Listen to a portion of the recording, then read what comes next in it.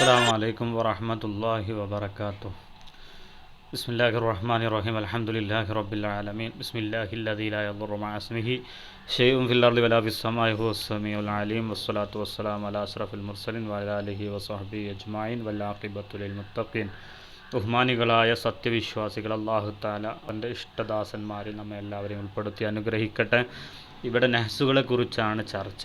നഹ്സു എന്ന് പറഞ്ഞാൽ ശകുനമുള്ള ദിവസങ്ങളെക്കുറിച്ച്. മുത്തുനബി സല്ലല്ലാഹു അലൈഹി വസല്ലം തങ്ങളിൽ നിന്ന് റിപ്പോർട്ടുണ്ട്, വർഷത്തിൽ 12 ദിവസങ്ങളെ നിങ്ങൾ സൂക്ഷിക്കാൻ വേണ്ടി നബി സല്ലല്ലാഹു അലൈഹി വസല്ലം തങ്ങൾ പറഞ്ഞിട്ടുണ്ട്.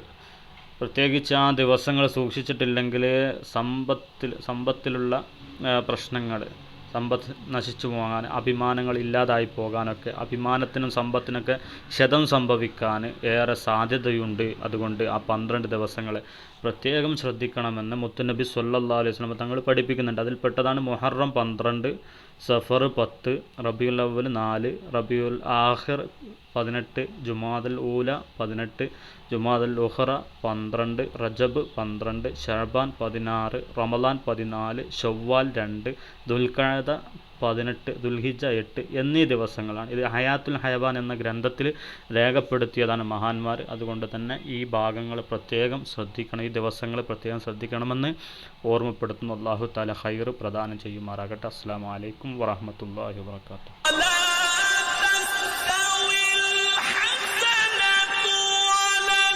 Say